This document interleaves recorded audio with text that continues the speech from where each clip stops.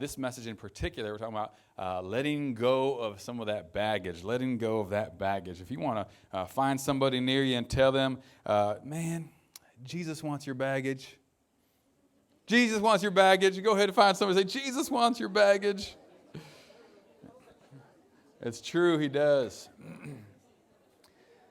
I remember being in Portland, Oregon, and I visited there for just a few days, visited a friend several years back. And while I was there, I was at the airport awaiting my luggage, and guess what? I never showed up. My luggage, it went somewhere else. I said, anybody happened that before? I mean, that's just frustrating, isn't it? And so I'm there with no luggage, and I'm like, all right, well, I need to go shopping, need to do something, figure this out. That's the kind of stuff we don't want to lose or leave behind or let go of, our luggage. But our baggage, that's altogether different. Am I talking to anybody today? The baggage is the stuff that you're showing up with from maybe a previous relationship or from your childhood or some other things that now you're bringing to the current relationship that you find yourself in, or whatever that might be. That is the baggage that we're talking about, that Jesus wants that. That's what Jesus wants. He wants our baggage. A lot of people don't want your baggage. Jesus is actually one who does want your baggage. He wants you to bring it all to him. He says this in Matthew's gospel. Jesus said, "Come to me, all you who are weary and carry heavy burdens, and I will give you rest." Jesus is an invitation for us to bring our baggage to him, to bring our burdens, to bring the things that we're carrying that might be too heavy for us to carry, that are weighing us down emotionally, spiritually, that are draining us. He wants us to give those very things to him. Sometimes it's all right to share some of our stuff with others. It's good, it's healthy. But Jesus is the one who invites it. He says, I want you to share this with me. I want all of it. Will you to come and will you give me some of that stuff? Honestly, I really believe that most of our problems in our relationships come from us going to another person expecting to get from them what only God can give. Think about that for a moment. Most of our problems in our relationships, the origin of them is us going to someone expecting them to give us what only God can give. And we find ourselves hurt and disappointed and rejected, and we find ourselves wanting because they were never made to give us what they cannot give us. Only God can give us certain things, and we need to learn to go to him for that. And we're going to talk about that here in just a little bit. I mean, it's easy for us to go to some individuals, some people for some things, and I think that's right. You know, if you're going to get your lawn taken care of, get a lawn service, or you're going to got a problem with your car, take it in the shop, we can deal with some of those things. But what about some of the other stuff? Some of the baggage that we might be bringing into our relationships. How do you handle that? What about the baggage you're carrying from your childhood? Where do you bring that? What about the relational issues that you're facing at home? Where do you bring that? What about some of the challenges at work that keep showing up and then you end up bringing into your home and your relationships? What do you do with that? Where do you get relief? That's what Jesus wants. Jesus invites us to come to him and to give us some of that stuff. This is a vital truth, and we're going to touch back on it here in a little bit, but I want to transition, I want to shift gears, and I want to introduce another thought before we get there. And the thought is really about our relationships and what causes some of the problems in our relationships. It's this thing called arguing and fighting. Anybody been there before? Anybody? I don't know what you're talking about, Pastor. I've never been there before. Okay. Listen to what James talks about in regards to fights and arguments. He says, what causes fights and quarrels among you? Don't they come from your desires that battle within you? So he's given us some insight into the arguments that we might have, the fights that we might have with other people, where the origin is, where do they come from? And he says this is where they come from within. There's desires that we have within, and that's the origin, it's often the root of what causes some of our problems and the conflicts that we have. Well, you might say, oh, she just ticks me off. She makes me so mad. Really? He just does this, and I can't stand when he does this. And we want to always shift the blame and point to somebody and their behavior and what they're doing. But in all actuality, a lot of our arguments and fights happen from the origin of our desires within. We have certain things that we want. We don't get what we want, and because of it, we're ready to throw up some fists. We're ready to just throw out some words. We're ready to immediately fight for what it is that we want. Later in that passage in James chapter 4, it says, you do not have these things that you want, you do not have because you do not ask God. You're going to somebody for them. You're supposed to go to God for them. And you don't have because you're simply not asking. Sometimes we just need to humble ourselves and ask God, say, God, will you give me what I really need here? Will you open my eyes and help me to see some things that maybe I'm not seeing? But we have a way of wanting what we want, and we're willing to fight for it. And when we don't get it, we get frustrated or disappointed. McDonald's? Really? Again? Ice cream machine's broken? Come on, man. I was really looking forward to that. We get frustrated. Kids fighting about what show they want to watch on TV. It becomes this big drama, this big argument. Maybe spouses fighting about where they're going to vacation or who they're going to visit and what family they're going to see on what holiday. Well, flying elbows up in here. This is real talk. This is the battles, the arguments, the fights that we face, are the origin of them is our own desires from within.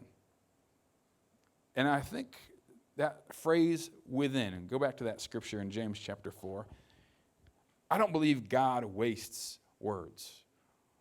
The desires that battle within you. I want to ask you a question. Have you ever heard this before? It's rarely about what it's about. It's rarely about what it's about. Have you ever heard that before? This is insight into much of our conflict that we find ourselves in. So something happens, something goes down, and Emily and I, we might get in a little argument or something going on. And before you know it, we forgot the origin of that argument. And what are we even fighting about? Like, what are we even arguing over? It's because it's rarely about what it's about. So we might touch on one thing, but it's really, there's something deeper within that's what it's really about. There's a core value, there's a core fear, there's something that is beneath the surface, and that's what caused this issue. Maybe it's some baggage that we've been carrying from before. Whatever that looks like, we're going to explain and talk a little bit about that. But you might say something and it seems innocent or simple, and the other might take it to a whole nother level, or take it and, man, something struck a nerve, something struck a chord, and you're like, man, where did that come from? That's because we all carry baggage. And sometimes there's things not yet dealt with that we're bringing to the table. And when certain things are touched, certain core fears, or something arises, something comes up from that. So say money, for example. You might be fighting about money. Any spouses in here? Any savers? Where are my savers at? You like to save? You like to, put money, okay. Any spenders? Anyone? You just, hey, you got it, you're going to spend it.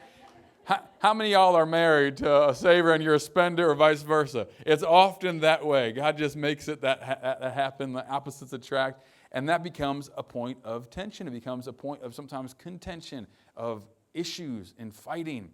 One of the number one reasons for divorce is money issues, arguments, fights over money. And really, it's rarely about what it's about. It goes down to a deeper need. It goes down to a deeper core root. So you might be fighting about how they're spending their money, but the real root of it is there's probably a fear of feeling helpless.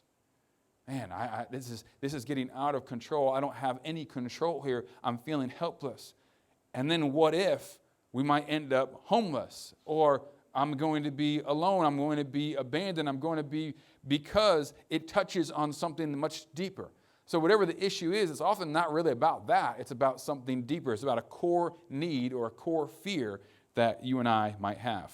We all desire to be safe. We all desire to be protected. We all desire to be loved. We all desire to be cared for. And sometimes those desires, those wants, are paired up with fears. In the book called The DNA of Relationships, Gary Smalley begins to break this down, and we have this little chart for you about what we want, some of our desires, and how they correlate to some of our fears. So we might want acceptance. On the flip side of that, we fear rejection. Or because we fear disconnection, we really want connection. We want success, and then we fear failure.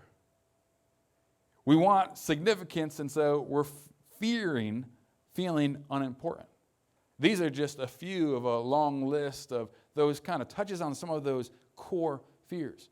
So what this point is really kind of introducing is the reality that we have wants and we have desires, but those wants and desires are connected to our fears and vice versa.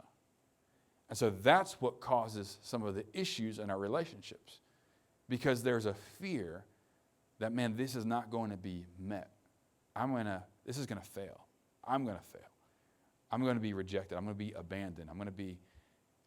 And then we fight for what we think we really need, we want, because of that fear that has influence in some of our decisions that we might be making. And this is why it's so important we come to our relationships with a place of understanding, with compassion. My mom always used to say, Johnny, you got 2 ears and 1 mouth for a reason. To listen more than you speak, to be slow to speak and quick to listen. To come to a place of understanding where that person is. What's going on in their life right now? What are they coming? What's happening? What happened in their day? What happened? Where are they? It's important to be able to ask questions and come to a place of understanding.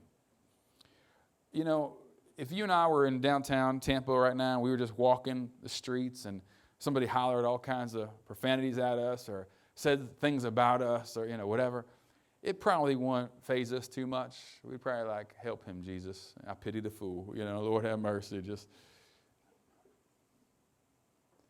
But say those same things were just said by your spouse, by your son or your daughter, or your mom or your dad, or your brother or your sister, somebody that you work closely with at work, a good friend at school, somebody at church.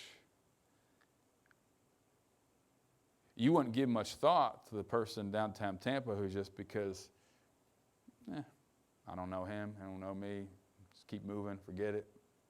He don't have a clue. But when it comes to somebody that you know and love, what's the issue? What's the difference? How do you and why do you want to respond differently? Because that's now touching on a core fear, a fear of rejection, a fear of abandonment, a fear of being alone, a fear of whatever the core fear is. Suddenly that is being brought up, and so now you're ready to react, you're ready to respond.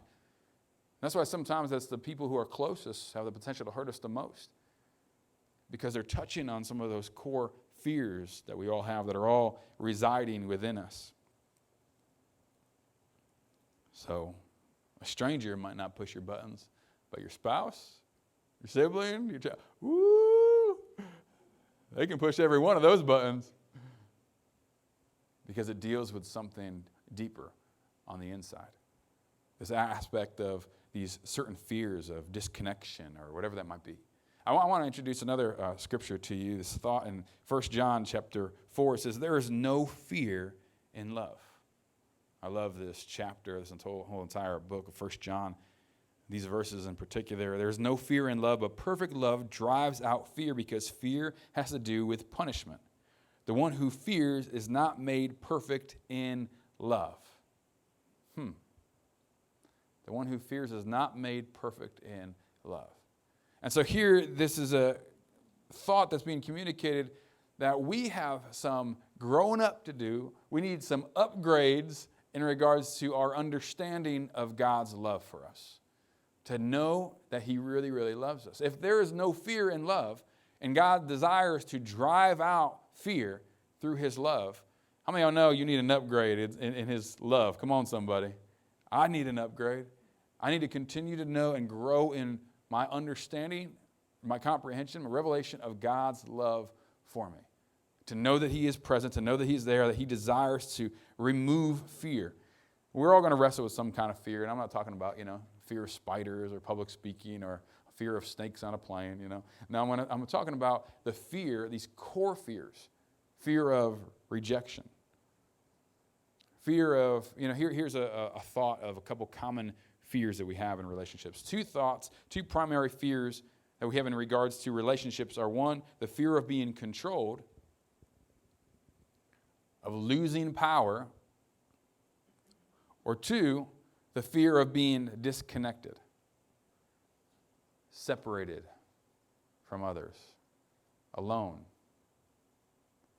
These are some fears that we wrestle with, and it's kind of interesting. Men, most often, not always, but most often, they fear helplessness. They fear being controlled. They fear failure, being stepped on. Women, most often, fear not being heard, not being valued, not being loved, somehow losing love, losing relationship. Why are these often our greatest fears in regards to our relationships? If you look at it, these stem from our two greatest desires in relationships, which are first connection and control. We want to be connected. We were made for connection. We all want that. Healthy, open dialogue, communication. We want to feel connected. We want to know that, man, we belong. People know us, want us. We want that connection. And we also don't want to feel out of control. Like helpless, where we just, man, this is so, I want to have some peace. I want to feel like, okay, things are good. This is safe. Things are under control. Everything's good. And so there's this struggle for these, and it's in fact introduced in Genesis chapter 3, for example, when God says to the woman, after the fall, after sin entered into the world, he says, your desire is going to be for your husband, to control. There's going to be that desire. And there's that desire within us men, that fellas, and there's this conflict now. And we've got to learn how to navigate it. And so I want to introduce to you something called the fear dance. And we've got this illustration up here.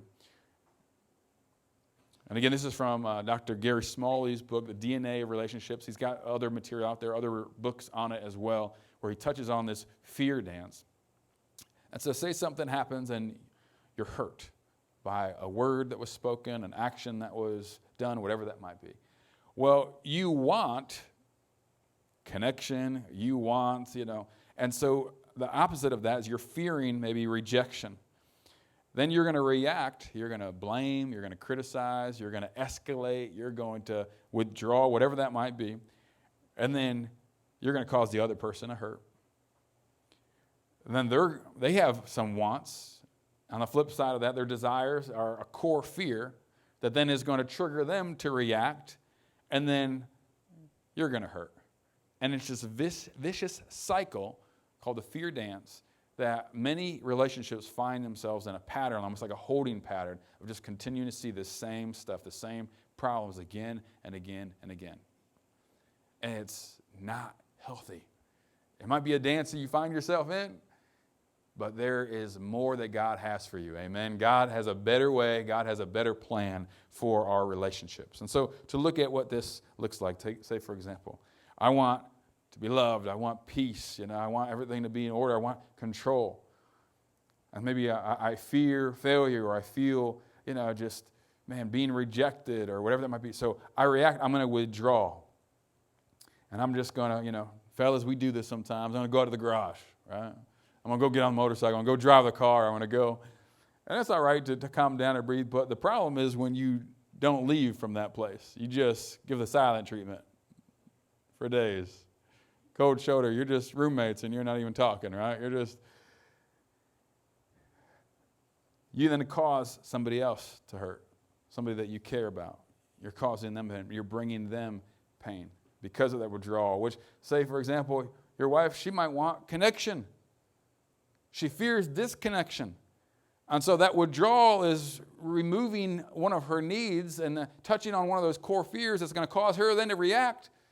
And however that reaction might be, criticism, tantrum, blaming, whatever it might be, then it's going to leave you hurt again, and it becomes this vicious cycle.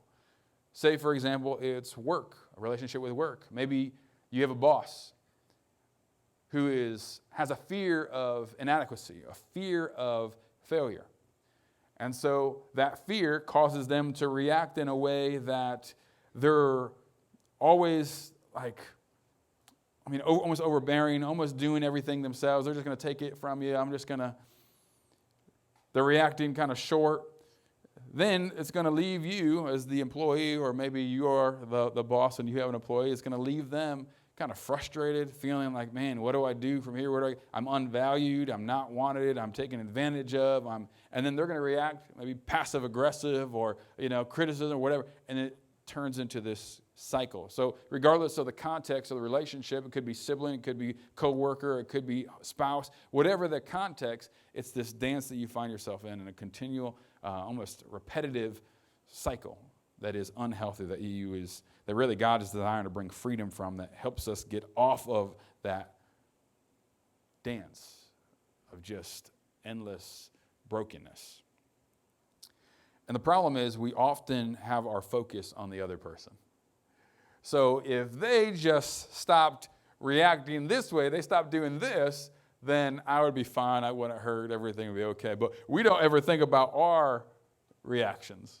We just want to always point the finger to their reactions, what they're doing, their actions. And it's important for us to be able to hold up the mirror and be able to take responsibility for our own stuff and say, you know what, I'm going to look in the mirror and I'm going to deal with my luggage, I'm going to deal with my baggage, I'm going to deal with some of my stuff.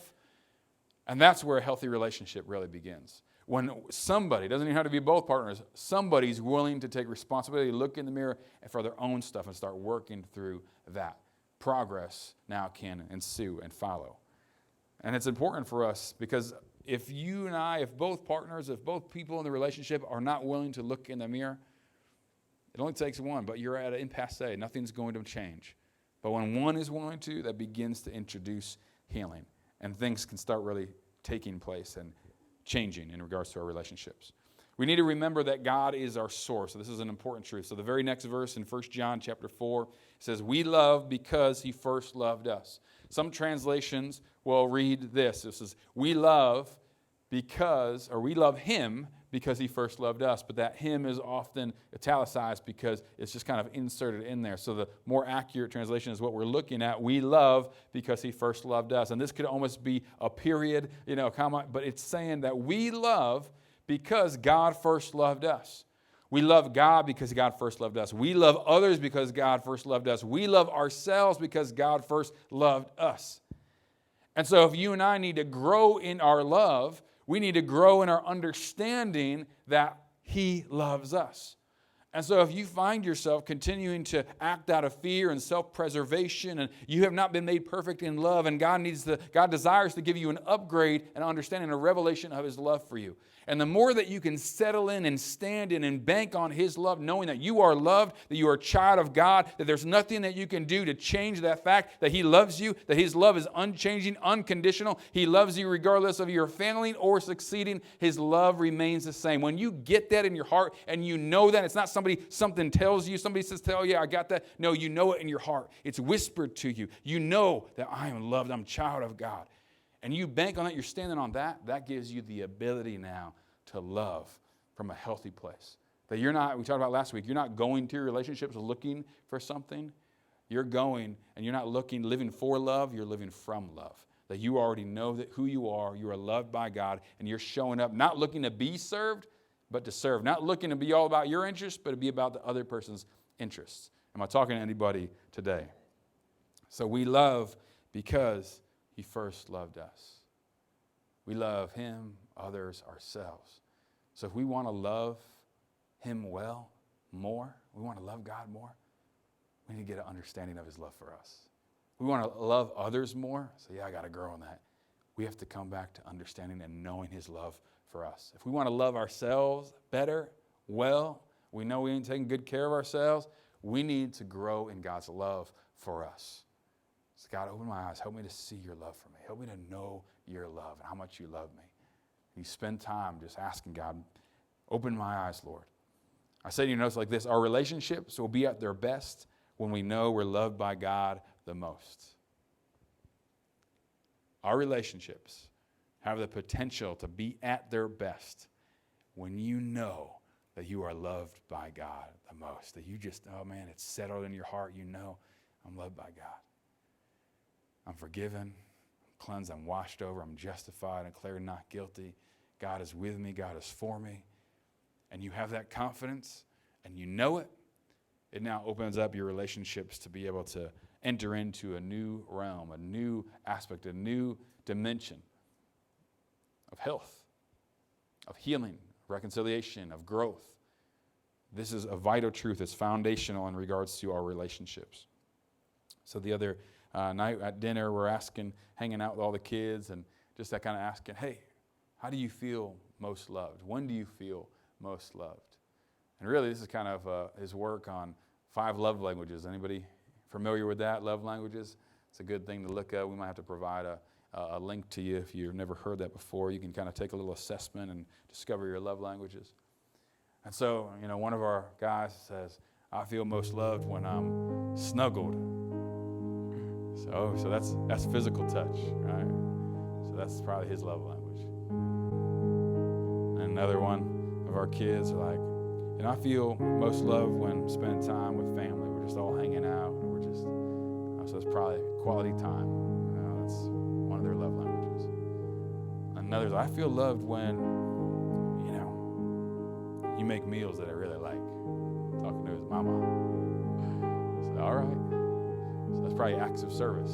That's their love language. So another's like, I feel most loved on my birthday. Oh, and you get everything that you want. You got to draw it out a little bit more. When I get all these gifts, and so your love language is probably gifts. I thought about, when do I feel most loved? That's a number of things, but when I feel most loved, it's sitting in God's presence. Just in worship, just letting His love wash over me, and knowing He's not going anywhere. He's in my corner to the end. He's my number one fan. Always present. Always available. Always there. Never leaving, never forsaking. I believe God invites us to come into His presence, to know beyond a shadow of doubt that we are loved, that you are loved. That you and I can bring our baggage. We bring it all. He wants it. He invites it. And He wants to give you something in exchange. Peace, rest, grace, mercy. He wants to cover you with His love. Peter invites us, he says, cast all your anxiety on Him because He cares for you. What is He saying? He said, bring it all to me. Your worries, your burdens, your fears, your anxious thoughts, the things that you don't want to give to anybody else. You feel like, man, no one can handle it. They might turn away. They might reject me. He says, I want that. I want it all. Bring me those anxious thoughts. Bring me everything. Give it to me. Why? Because I care for you. I'm not going anywhere. I can handle it. I want you. I love you. Pray with me. Thank you for watching today. We post new videos weekly to bless and encourage you. Thank you also for subscribing, for when you do, it helps get this message of hope around the world. If this message has blessed you, let us know in the comments and share with a friend. And thank you for your financial support. You're helping us reach people around the world for Jesus Christ. If you'd like to give for the first time, you can check out the link below. Thank you again for watching, and we'd love to invite you to join us in person as well. God bless you.